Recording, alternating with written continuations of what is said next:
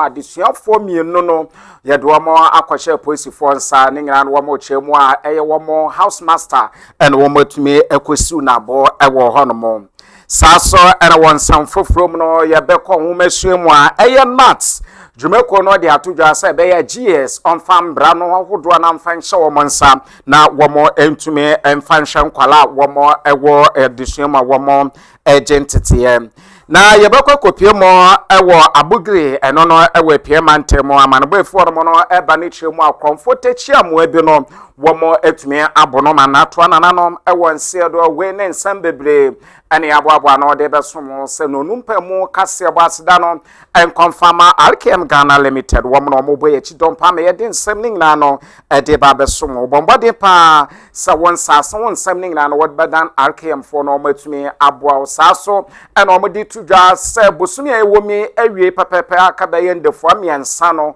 Wamo a wamo pesa asase no wamo de wamo ni mienu no ekon saso na se usika ye krado ana usika ye krado bombode pasa obafa no ma no na wafrem penfo asase no wamo kwa akohwe na woso no watumi akosubi na etumi abo saso no wamo de phone wa wasubi abe no eye Logic L63 RKM ena wamo ede abe no no bo no eye fofofo promotional price ena wamo ton te bebi owo bia no bombode pasa obafrem penfo na eno no wode wamo edin sawaso we ne ndwuma ko bebre ena bi omo asu asen me ye de kasebo no ede ba besom won na ye che kasebo na asen bombode pasa Facebook no ene YouTube ning na ye Property TV GH wo ko hono man sam no wo betumi enye bi na wakenkan wo hono na ye nshan sam na asen no na ye nshase am enche bia na asa na wotwe wo mi na okopie mo ewo mbrahye begefia dead penalty no wo mo ediba ye no no eye life imprisonment so no be kwa kwato fia de won kwanda nyina na no na kuo bia no no ye fra no asepa wo mo penpon no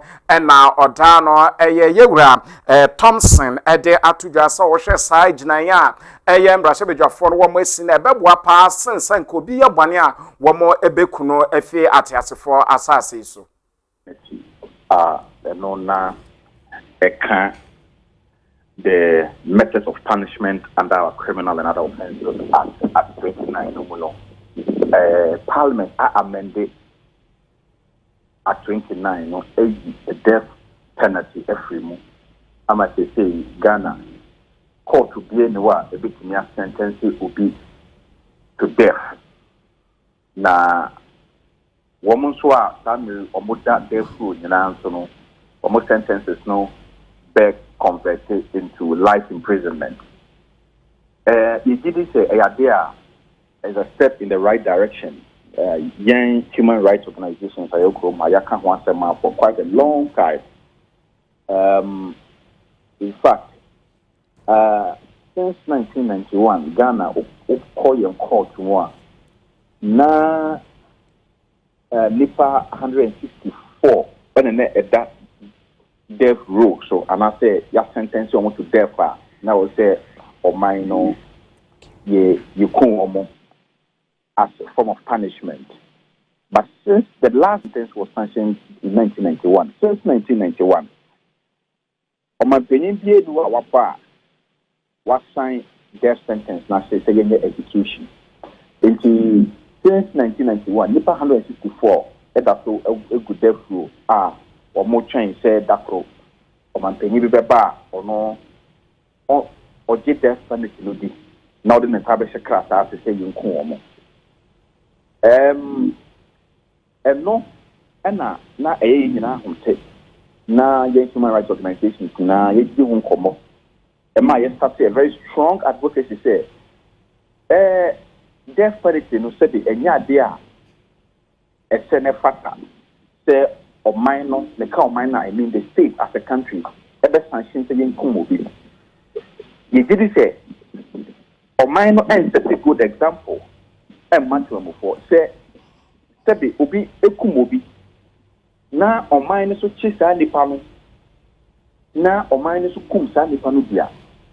Not as or minor nipano cum, Obino, difference here minimum, any momo.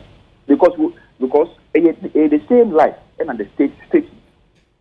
It's now the state is not setting good example in terms of empathy, in terms of compassion, and in terms of appropriateness of punishment.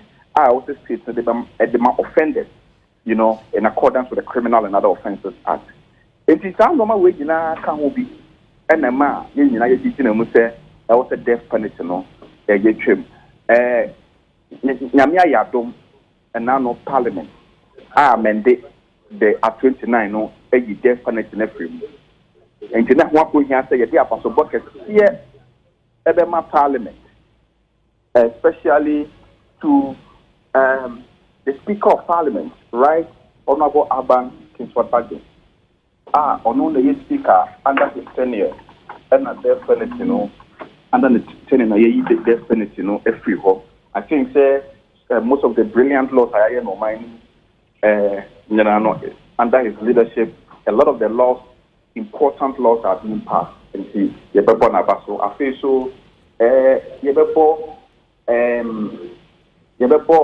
Your friend was saying, Lawyer Francis Xavier Sosu, or your human rights lawyer, or your member of Parliament from Medina, or known the Equitable Star Amendment, or Parliament, and the AMA Parliament, it's now abolish the death penalty. In fact, to think that this is the first time as a member of Parliament, now we're leading this charge for such an important human rights feat to be achieved for the country, or also you're born about so. Now, for civil society organizations now almost supporting this bill, supporting this amendment in terms of advocacy, in terms of support, prayers, resources, and what have you. So, therefore, Omabaso. And I make control say, Obi no how could you bonia or say, any pay a milk cum be an answer them better of fiance forever. Or ye bonini vie, and son who say Emraho. Yanchino diaoko, yet chinoa, and Embrani needy. And obi anyone saw Obeka say me could def fiasico sisemi woo. Na me koye bonnet, a deterrent enough, and also a de betimiama and nipa astro. And no pahua, a mind be braumadi kind, I yet death panatino. You say homo crime rate acosro is what he's saying. Now prisons or do amudano, eka and eta abai. Further, young to answer na Assembly Ghana campaign and other down Kwakufuado or Liberia mine no morning and woman Independence Day and a woman share one more Eddie and no man yoha. And then Brennan so I'm a Ghana campaign their two jars or best repa Sakabema Minkebu ewo Liberia man no mono woman bombarden so mobesha making na woman to me Eddie Ayedma na and net me abwa palma somdria Liberia minor eshishano woman to me apro Eddie akom ne nkotie wo endedue no abra Ghana campaign ekopie mo ewo Liberia. This was a very vibrant city, and I'm very pleased to be back here again in a city which I have to say is regaining its pride of place as one of the most vibrant cities in West Africa. On behalf of the government and people of Ghana, on the occasion of Liberia's 176th Independence Day celebration, I congratulate warmly President George Weah, the government and people of Liberia on this momentous achievement. Indeed, if there's any country in West Africa that has shown resilience and the will to persevere in the face of numerous challenges and obstacles, there is no better example than Liberia. And this is worthy of high commendation. Furthermore, Liberia has the great distinction of being the only nation on the continent that has never suffered foreign colonization. Ghana and I are deeply grateful for the award by President Weah of the honor of the Collar of State, which I would wear and treasure for the rest of my life. Ghanaian troops formed an important part of the contingent that has helped to maintain the peace in post-conflict Liberia. These interventions represent positive chapters in Ghanaian history, hence my understandable feeling of pride. Excellencies, giving your people hope for a violence-free, fair and transparent election, the theme for this celebration, imposes a sacred responsibility on each and every Liberian to contribute their quota to the construction of a happy and prosperous Liberia, in which all Liberians, particularly the youth, the women, and the vulnerable in society, will have equal opportunities to realize their potential and build lives of dignity. That is when the nation's independence will continue to be meaningful. Giving our people hope means you must always bear in mind the words of the oft-cited maxim, which says, and I quote, that which unites us is far greater than that which divides us, unquote. So whether you are Bassa, Gio, Jabo, Kwele, Kru, Vai, Mandingo, Mende, Congo, or from any other ethnic group, I appeal to you to look beyond from where you come. You must deepen the cohesion amongst you and promote a spirit of reconciliation for the sake of your beloved country, its progress and prosperity. You are Liberians first and foremost, and I urge you to wear that accolade with pride. If there has to be a fight amongst you, that fight must be to work together to provide the Liberian people Ansams na enkopiem wa MPP ameyuko no akache na ndra na vetin womo etume edi hyehyɛ so ma sambre abatwa womo ebekwa kotro eyi ni obetu franka ede ama ono obi ehu bebi eno no ebadane no ene mpanyfo womo je ma yato abade ama ono no womo se pa se free and fair election no womo bombode se mpanyfo betumi aboa na etumi aye adwuma na ebim so de tudwa sa aba na womo ayi no eche sa mpa womo ene womo bedi enkan sa abeto no mbre no etumi duso a na yenkonkotie bi abra na aba no nsunsuaso no womo edi tudwa ni bi. Our engagement and we deliberated on few matters that were of concern. We were able to build consensus on the nagging issues and incorporated same in the guidelines. We've agreed that the Electoral Commission is going to take charge of the elections. We also agreed to ensure that the list of delegates, the album in this case, will also be furnished the aspirants. Now, let me inform you the order that the aspirants will appear on the ballot papers. Ken Ohine Japan, number 1. Alan John Kojo Chermantin, number 2. Joe Gate, number 3. Kwejo Poku, number 4. Dr. Owusu Afriya Koto, number 5. Kwabna Eje Ejapon, number 6. Francis Adeynumo, number 7. Dr. Kofi Konedu Apreku, number 8. Boachi Chamantin Ejako, number 9. His Excellency Dr. Mahamadou Baumia, number 10. Oh, you want me to show it to you? Number 6. Number 6. What does that mean to you? It means I'm going to win. That we can be guaranteed a fair, transparent election so that we can work towards breaking the 8. Well, I picked number 7. Well, what is it? I mean, picking a number on the ballot. Ma watch fiti dwada de ba no kopiemo ewo Adisada College no na ewo mfimfini mantemu a enuama won sembi adesuafo mienu bi wo moyeye no wo mo de ba akutikura no wo mo de hwe eye empumamu emeno no pra na sambre wo mo epre no ensam ni si no beye bosom ba kon na ekeka kwafi na epi abonten no nam so magana fo ade hye na akasa ede afasa ensam ahodo no ekoso ewo horom ne enkotie ensam ni bi agana fo no ede atodwa ni bi metwa so mo pam no pam de right say so pam no yes one pam na the same thing na obi be ka say we oye kra no ya anya no show down wo school all mo the same thing na foforo so betwa answer but pam na obi be da dwon education de say me nyonko ya de pam man kwetena 20 ehu kaka be obi mu abu so tumi ye next time sam ko say de ni bi ti school mu ho de e wo say ye de mra bi ko ho wo ko school na say wo ye senior na junior bi ba ye no nkyere se kobo no ebi adwuma bi yeso ye ne se apra bi na yeso pra eno ampra eye kasa kire ba so betene won sase de hu ne so ye abofra ne se me kura me ba me mpre. So they just have to do something about it. If they punish him or her, now say still na obusu kosu ye de oye ne dia, then they have to just expel. Kura fun obi a etimi chi ne tum so ya se to bitu so achi na tum ni nyina so beboa. Media come to say penny for no why we be this adwuma bia o se ajuadi ye juwa di free o ma ye juwa di kura ye ntwa wasukura because omo ha dwen pa omo ha dwen na me de me baba na se mo bro na ye na aha no dia se mo ha me because na wo ya kusu no so no e be here say ombenya encheche bebre e fa no kwa e fa so manage school based violence and different school based violence in kwa school and it's how bullying ya dem e be bia na school or say on class na disciplinary committee na come asem na suspend the student na ye be dead and me do a criminal in requirement assault and battery a criminal obi bo school a criminal abono a assault. I didn't know say was simple just say a kind of school na suspending him. A criminal conduct. It was a way there what the police for that police action.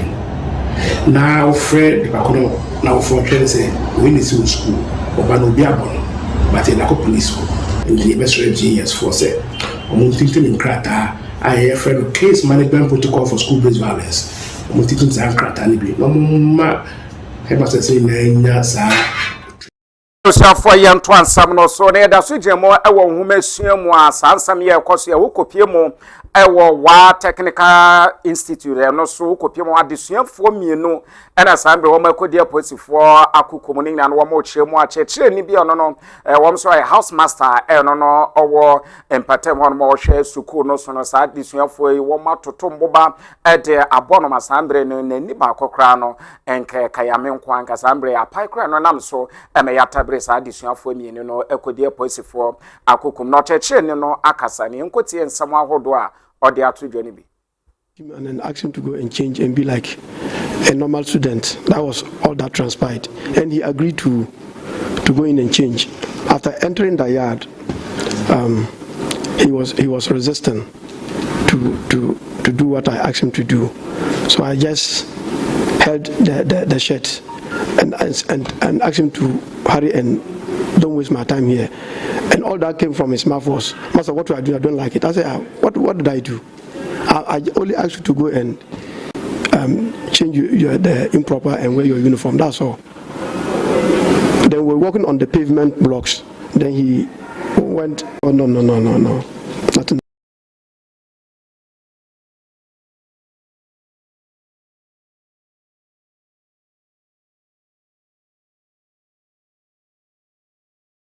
Jinemo ewo nwomasuamu na okopie mu anat mpemfo e de atwetwe no no womo esre Ghana Education Service wom amambra no anasa mbra wodo a womo de adwuma no womo bomwade paase tumi ahodo no womo betumi e de ahya chechefo nsa na nkwala bone a womo wo school no no womo edi ngamransam na chechefo no so no tumi ne be etumi akọ womo nsa ma discipline no etumi aye adwuma e wo schools ahodo mu se uku school mu a BBC si a headmaster no o kwan bibiri o timi fa so e de twim ofra na so na o twi abofra na so wi a o tworo e wo logbook no se matwi wa so na samre no uku school kra na wo abofra no onim se odi agra ade headmaster no de be yi school mu no ade efe be ye wotan ba nimri akwa na se Newman Bibri a church no Santumi no more. Yedi nyina firi omunsem. Yesi nde menyisi we ya na yesi etwu asen. We munyina mofra no ehwe. Mofra na ehwe. Enti e kamia yesi mofra na zo ure yo fa hudi. Enti de bebia na ebeye na ekika. Eno sunsanso ene yewu. Senyani say na me abofra wo school teacher ni aka kiro ewo wa technical institute say atade e hye wo no enya atade pa na kwosisa we asemboni a esofa abobodi bu teacher ni neni sasuban we uko fa na we say teacher ni ono e kira wade na aka kira wo sa atade a wo hye no enya atade pa na kokosisa eno we keke wo we nidi watem wa anya wo hwe kasa o kachire wi asembi ese mo bufu na otimi gina o cheche kanye se ni ahoye no umpewu ukoto ya fa bona tiche ni neni pai o ese we nyina boye kokko se sɛ mmɔfra a ɔmo 20 years ɔmo 20 years o ɛna ɔmo da saa suban wei deɛ kyerɛ yɛn deɛ a ɛndeɛ ɔmo emu no nyinaa yɛwɔ asɛm bɔ no pɔ akyerɛkyerɛfoɔ no yɛayi wɔn ama ɔmo nim no ɔmo deɛ nsa kan a yɛawofoɔ no.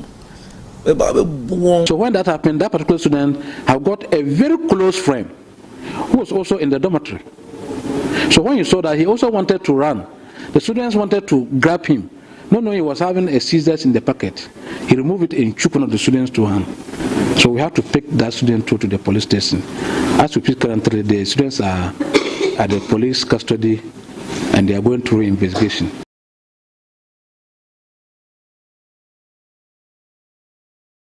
Masumo na mfe ni mfanche mwansan foforo na yenkopie mo ewo ye pie mantam ne krobia ni di no ede abogare ukopie mo ewo abogare no ewo pie mantam a sambre no komfotechi amwa bi eno no timemufo no wo akire no wo mo asibiri na amana to na nan mo nse do ni nyina no so bisi dan na so otwe light ahoma no ede akoso a obetwe ahoma no de beko ni dem wo de bewie no ebi oba so obesoso nkane na obe nsa kwabran ye bebe yi ahoma ni nyina ede kwa wo ma gba ne nteta afi na nse so ne nsa anase nse so no mo asambre no wo mo asiu na emana to na nan mo nse do na nsam no yenkotie mu nchiremu asemu ya na sare hosemu yesiso ye fe ho abogri eye brono baako a ewo Kofodia ewo New Durban South municipality no emu na omanfo a wonu mo Kofodia ne mpotem na sentem omaso ayeko ewo akromfo a tese unya si dan na obomodian samwani mfufure na akoto wires na also electrician the wire mamia na omo so ma factory adane electrician foforo na makotwe wires ni nyina efim sa omanfo na addition eso ayeko wom so ehase efinyame krom eba Morovia eba penkwa ene ne mpotem ene se na sentem asori ewa abogri ene ne mpotem two streams mpotem we ena ahumachin ye wana enya ne tie se nipamro addition omanfo a won mo ho a omufie ebemben biaya a arehusam esi omkoye no na branch ba akwa hwe ni fie na beye fisha beye ediasa ekọ edianan nipa bi abro na to hono mo ema moja enyu no anche bia no mo fe police we mumbrɛ mo ena mabu no se dabi se moja nyu no keka no ho dia ene be wie ne preku ena mo wie no enti wa abra police fo be du ho no na branch no wa ye nyame dia omanfo omo abogiri awie ne preku pe eno echi no pragia wonu susu se eno ena afoforo be ye mienu eka sa branch e oda ho enei onka cha fo ho biem no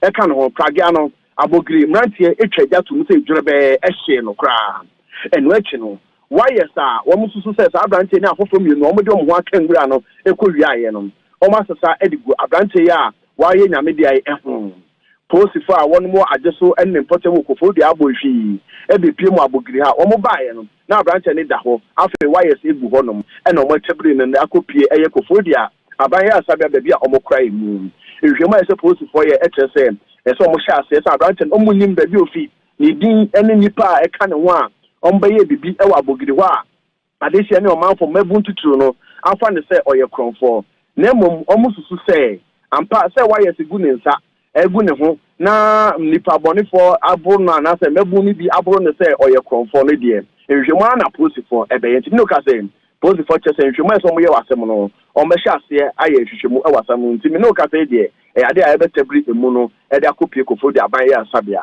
assemblyman won potem wa che se say kono bofite Elsafo ya da so giremo ewa rehosemo na yentu fan kopie mo ewo tema fashion habo na rehosamo ende eba no echiremu a ende ya nimpa mienu omo ya apofo eno no wo kopo ewo tema ene ne mpete mo no wo kanu eno no wo ede ya adwuma no boat bi etumi ekodru wo emo agunsuo no mo nimpa mienu no ato na nanom wonse do ebi mususun se eye Ghana Port and Harbour Authority wo boat ene etumi ekopia sankrofo ede wo ede gunsuo mo emo mato na nanom wonse do ne yenkoti asem no mo enchemo ene wo a wo ho no so nsam ahodo a wo ede ato dwani information we have been able to gather.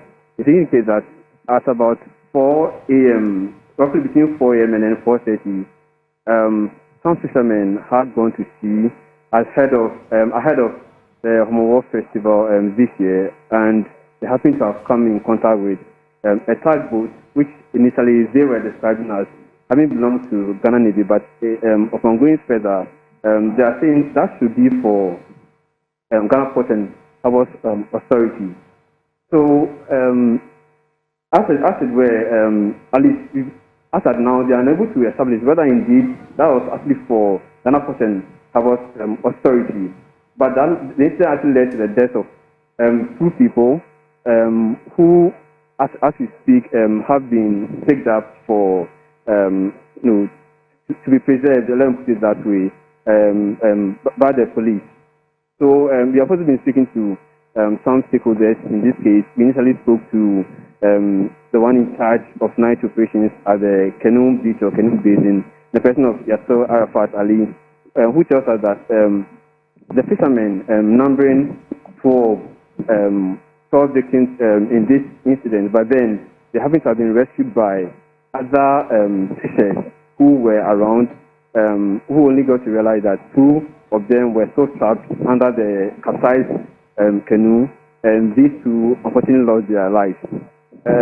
So we are still following this, but then to really unravel what led to the incident we're reporting on today, and then which tugboat or which vessel is really responsible for this, a Metropolitan Security Council meeting is underway by all stakeholders, by the Metropolitan City Launch. So it's not Navy. It's not Navy. It is Gapua Launch. How do you know? I interviewed the fishermen. I'm in charge. They meet me before they meet everybody. So I asked them what happened, because we must know what happened. Unfortunately, they say. But initially, did you also hear of the Navy? Yes, of course, but it wasn't so. Yes, of course. Okay. We thought it is a marine police too, because they are in charge of that. You understand, right? But when I confronted the fishermen, they told me they went to the fishing and they went to the up and cast 1 net. But unfortunately, they did not get fish. So they decided to come down and hunt from the down. So on their way going to the downside, and they saw the launch coming from up. So it's come to their direction. And immediately they get to them, they don't ask them anything. And they pass them a little bit and they push up the launch. They push up the launch and they work on them. So immediately they work on them, the canoe capsized. So when the boat capsized, they leave them. So they start calling themselves. They call themselves, after the 2 months, they couldn't hear of them. So when they were able to turn the canoe, they capsized the canoe upside down, they found the 2 men in the canoe, locking by the nets, dead. That's all. So what's the way forward now? The way forward now, the issue I've got to the police. So we were watching the police and see the other side of the story too, because they have told us at their own, but we never heard from Gapua. So we cannot conclude it as at now. So we were waiting the police investigation to be continued. The committee to investigate this matter thoroughly and deeper. And after this, anybody found complicit in this matter will actually face the full rigors and the recommendation that will come from the committee. We at MESEC will not sleep over this. We will ensure that those who are involved, who didn't do well, are actually disciplined using the law. And we also put in measures to ensure that such an incident do not happen again, so far as the fisher folks are concerned here in Tema.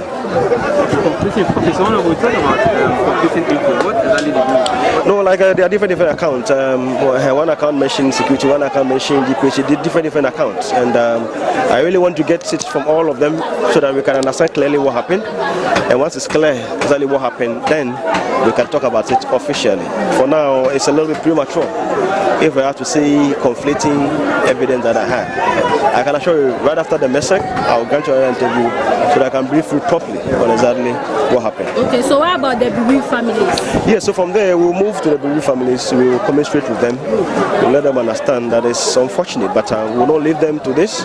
We'll be with them, we will support them throughout all the entire process to make things a little bit easier for them. We know that will not bring them back, but what can we do? The issue has happened. We'll make sure those involved who didn't do are fully punished according to law, and then also we'll also be there to support them throughout the burial and everything, so that that load and that pressure will not come over them. So this is what we will do from a TMA's point of view. We so na yenda yan wuti ya wa yambra ya ba yimando wu donko e de agudie mu nsam no betra yeso.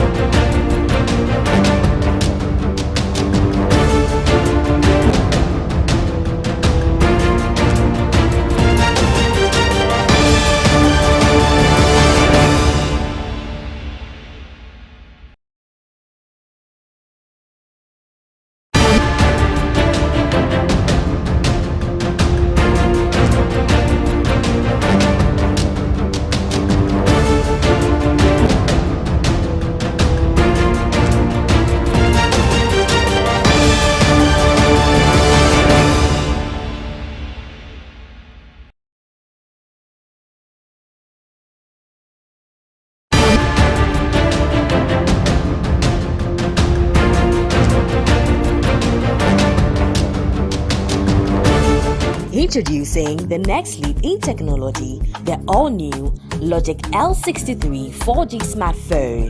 This masterpiece allows dual SIM capability, which manages 2 SIM cards crafted with a perfect blend of elegance. Logic L63 charcoal-colored phone brings your content to life with long-lasting battery and crystal-clear calls with ultra-response 4G connectivity, and allows you to switch apps and perform multiple tasks with 6GB RAM.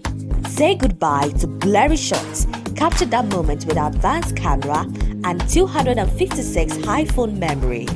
So phone papa pa ato. The phone camera no any daho. Na network no demudia. Make our full Logic L63 4G smartphone amount. As some then say, what's a phone na? My phone case, screen protector, any phone holder the best phone. So pedudwe to anaso pebi atwa. Call RKM phones on 0244 384431 or 0243 025453 or send a message via rkmga.limited@rocketmail.com. With RKM Logic L63 4G smartphones, experience real-time connectivity.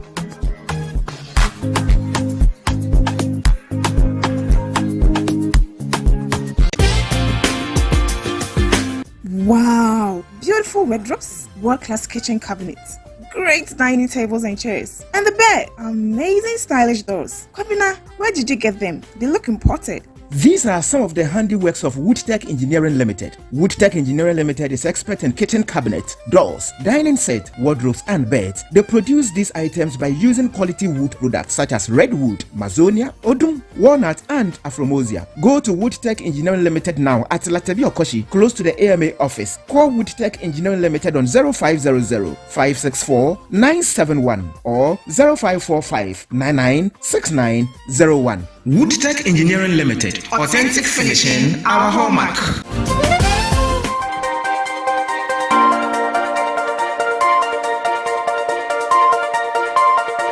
Audio Jungle.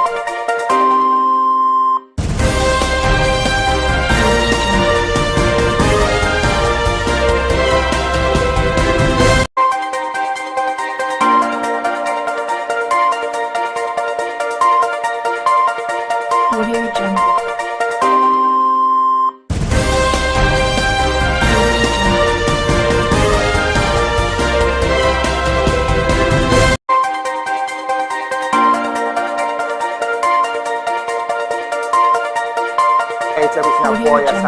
For in Aquapa, Edeba property, and in Minu Fancasia Boss, Blason, said there could even seminal at Tuaso, Ede Emma meeting, Ede Manuel, O Donko, over to me, Afram Manuel, Capito, the Dede, Capito, Bobo, as the kind, and call and Fama, RKM, Yakan, one, I can phone, a crowd who say, we are seeing now, and until more than open phone, a big crowd will be on Boga backroom, sister backroom.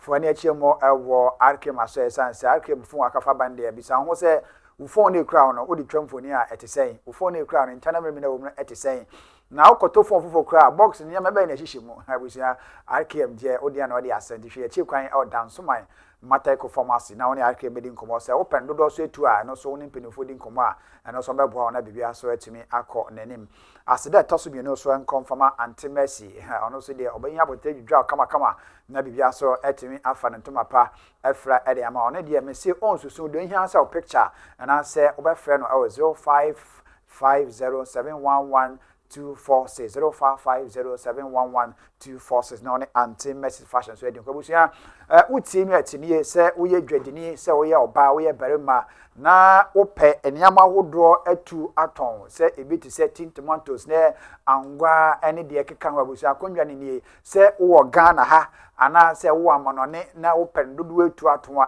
fofole because of capital downment ya tetu se hu de obenyan se obefre penipa oda jumiden ano na wona na din komo na wo so atumi akotu niama a wo pese wo ton se bi din kan cho se ye angwa na wo pe aton gallon na ope tin tomatoes box a wo wokotu de kogu container matter busia de obenyan se obefre na masi sisi a wo +3937928 28631 numbers in the dot upon to bossy na bobon kama emfa emam plus 393792828631 na woni mpanifo din komo esan se wo frɛ no benya botre dia ma be bia wo bia Ghana fa na be bia even outside Ghana be bia wo bia wo pese wo tum do wo pese ka fa na abonten ade ba Ghana ha so no so wo frɛ na ono be din komo we wo mo pese wo mo ye market pa titru yenu amemba na moko edwa so moka fa tin tomatoes adaka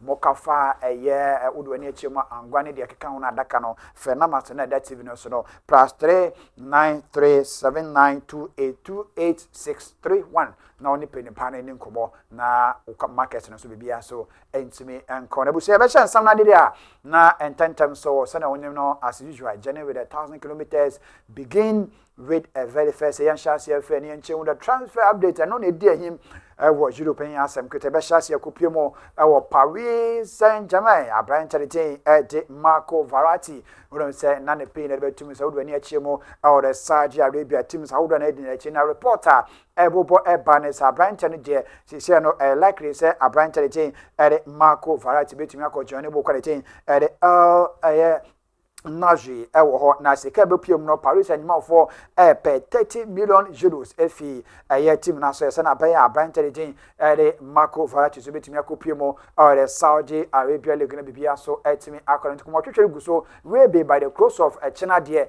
na Abraham aneti Marco Verratti etimi adjoin the Saudi Arabia League na so report kakra free ho eba no yentwa yutenko piem wa Abraham Lautaro Martinez report eba eno se ono so atunanum tuo asisu pan se nyame no kwenie onyankopon ya adoma ono obetena ewo International Milan asoye na wato aso esi akesan se na ne je ne hoto no osanso e captain na intanti teams ahodo a omo pempem ni de enya de ono Abraham de Lautaro Martinez ono na ni eche mba before kwam ya so ya so tefa kwa na ote wade so obeto aso esi akan de ama International Milan ewo the Italian Calcio Serie A no so reporter free ho eba eno yafo ye ne enchemo former Real Madrid Abraham James Rodriguez report so efi Abraham na so eba isi am ka say de Abraham dem kwama kopiemo Brazil abochima mu no kopiemo bo kwalite Sao Paulo akache esanse Abraham no akọ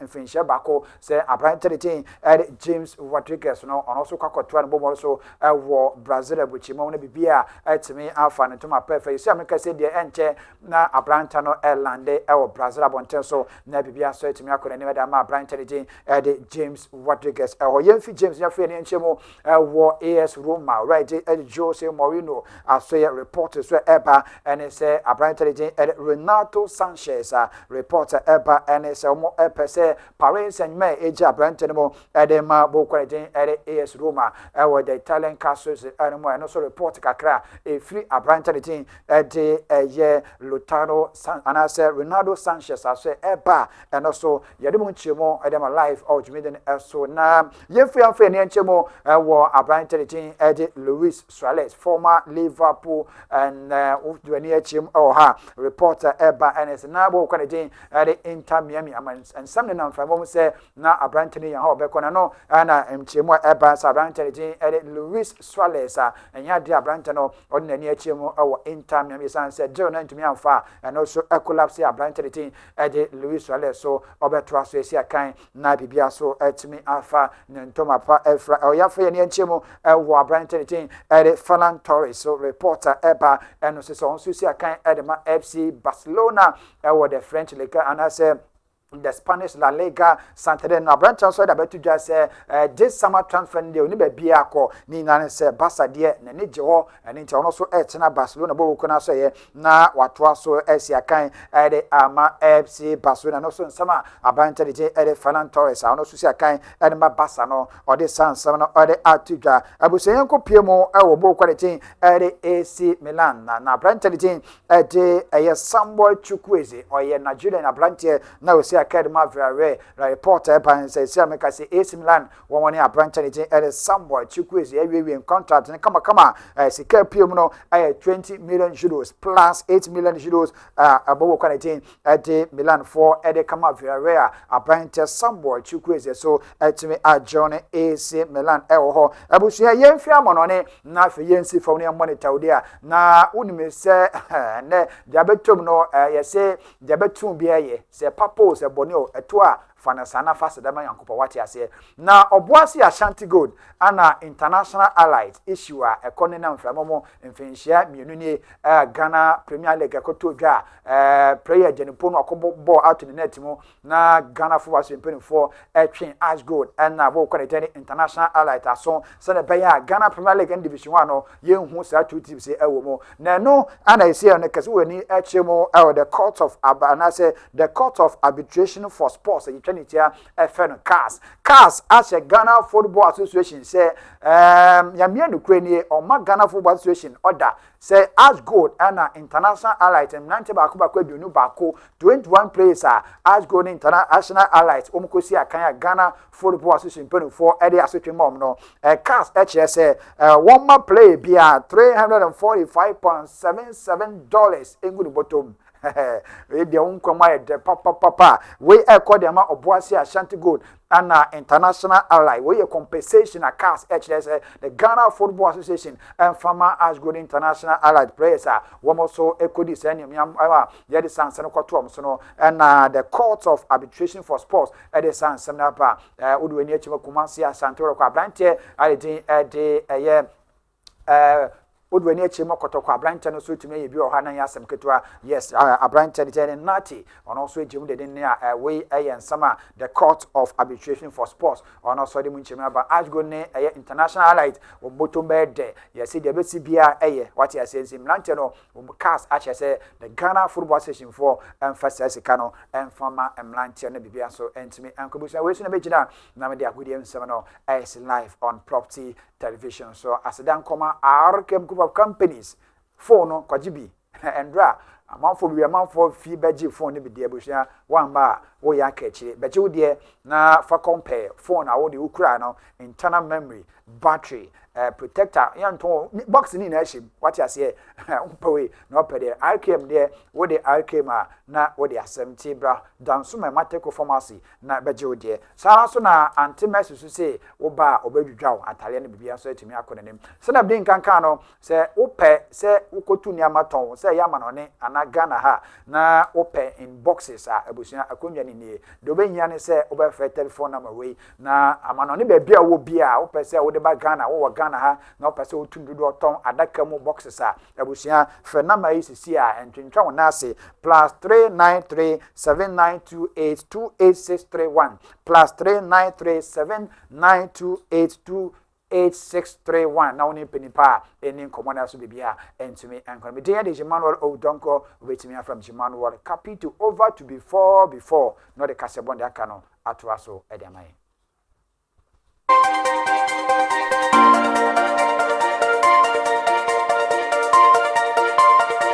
Audio Jungle.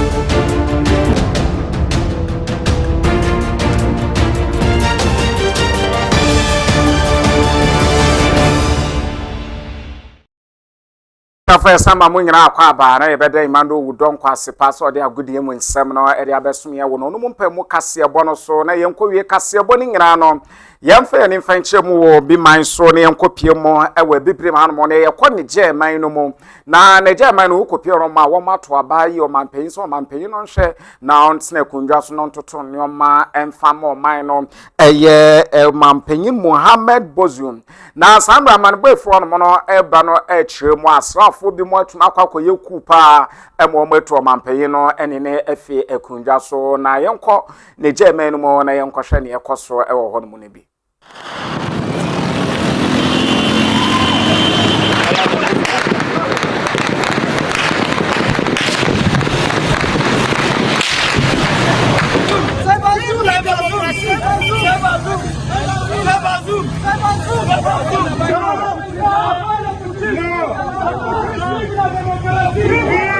support Fazum 100% because he was elected by the people and it was a fair election.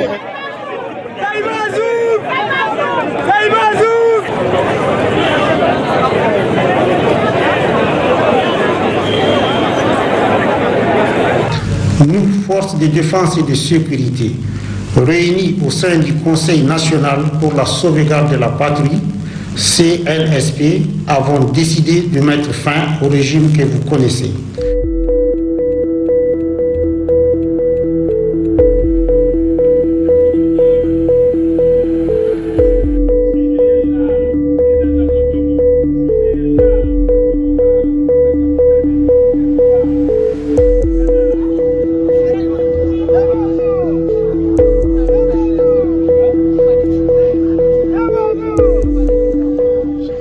We condemn any effort to seize power by force.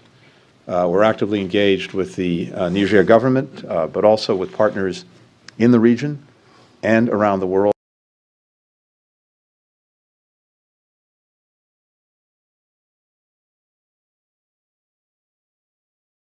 Na yɛde no no mpɛ mo kase bɔ no asi wa han mo ne nhwɛ nsɛm ahodo a yɛde ɛbɛso bi ekopie mo ɛwɔ Wasenia High School na wo kopie mo adesuafoɔ mienu no bi yɛ no mo akwakɔtwa politifo akokum ni nyina no sɛ kyerɛkyerɛ ni bi no ɔboɔ ɛna wɔ mo atumi ɛhwele no saa so ɛna nat ɛde atodwa sanka bɛyɛ Ghana Education Service tumi no ɔmfa bi ɛmfa nhyɛ wɔ mo nsa na nkwala ahodo mo school mu no wɔ mo ntumi entity wɔ mo ɛyɛ ne kopie mo apie mantemo abugiri na kopie mo ɛhɔ no mo a papa bi eno no de ato no ho so no kro no ene bɛbɔ no wo mo soru mo asambere wo mo si na bo ma na to na no won se do we ne nsam bebre ene yaboabo na de bɛso ho se no no mpemu kase bo aseda no enkonfama Alkem Ghana Limited wo mo no boy echi do me de nsam ni nyina no ede bɛso mo na wo mo de Logic L63 aba phone bi a feye pa na ne bo no fo kama ankrofo to agusu no no wo mo to bibia opebia no obetumi ede ayesa so na nsase awodo na ebi ho no mo no ma no ene de TV na se no bombo de pa sa wo befre na woni mpemfo atwetwe nkomo midin ede na na kwaku pamfo obetumi afra me before aseda enconfirma production including na mema mbo no hwe embonitia adehye